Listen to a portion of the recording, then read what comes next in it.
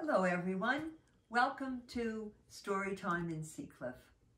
Well, you remember yesterday, this was the clue, and I said every one of you out there would know the book we're using today. And sure enough, Madeline. Oberon, are you ready? Good, let's go. Let's get into the book.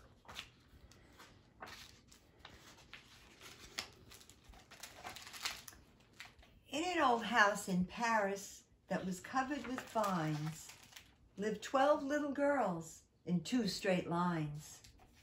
In 2 straight lines, they broke their bread and brushed their teeth and went to bed. They smiled at the good and they frowned at the bad.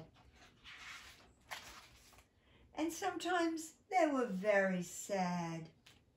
They left the house at 9:30 in 2 straight lines, in rain or shine. The smallest one was Madeline. She was not afraid of mice. She loved winter, snow, and ice. To the tiger in the zoo, Madeline just said, "Pooh, pooh." And nobody knew so well how to frighten Miss Clavel. In the middle of one night, Miss Clavel turned on her light and said, "Something is not right."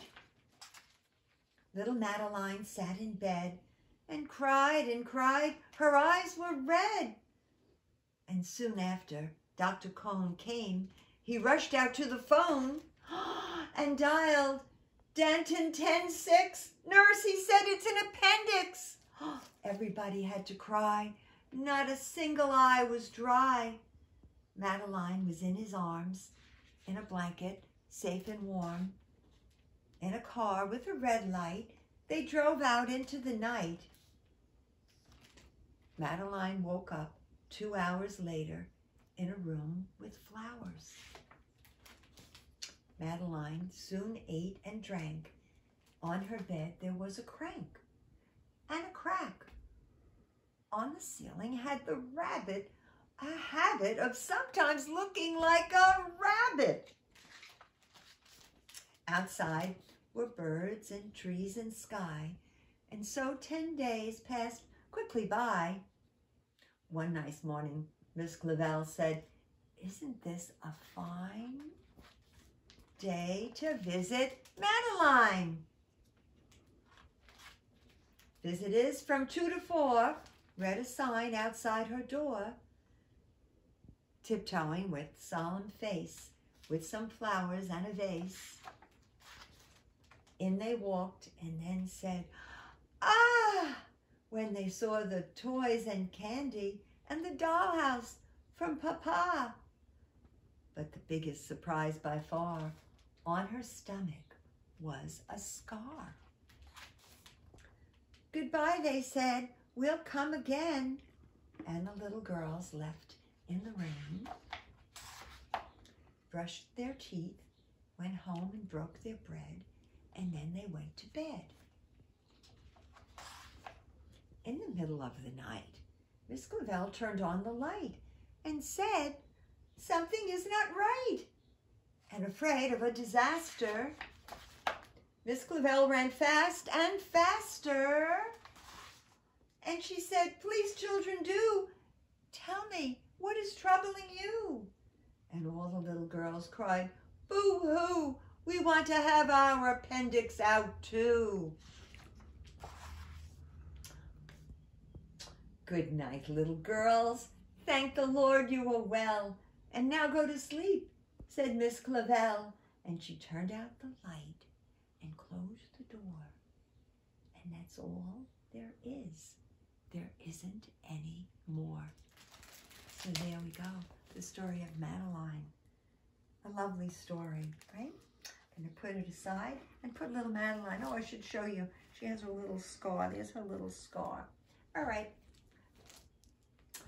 Over here, let me bring this up. Oh, it's a heavy cake. It's a little different. Look what we have here. we have our regular birthday cake, but today we have, well, how can I say it, a real cake? Sleepy Jean's Bakery sent me this cake because I think I like the chocolate. I don't know about the rest of you. I can't wait to cut it. Okay, I'm going to put it down for a minute because talking about chocolate and vanilla, I have some updates here. Let's see. Here we go. Late breaking news. We have a number of chocolate. Oh my gosh, so many chocolate. Kasha, chocolate. Emily and Nicholas, chocolate. Graham, chocolate. Molly, chocolate. Ben, chocolate.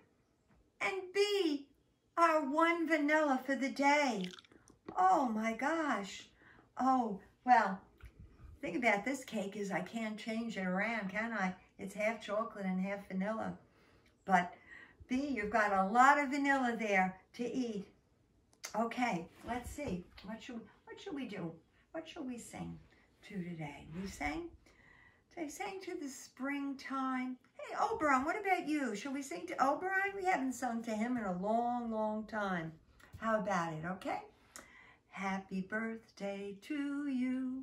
Happy birthday to you. Happy birthday, dear Oberon. Happy birthday to you. Okay, put my cake down now. Well, tomorrow, the story is going to be, what do you think, my friends?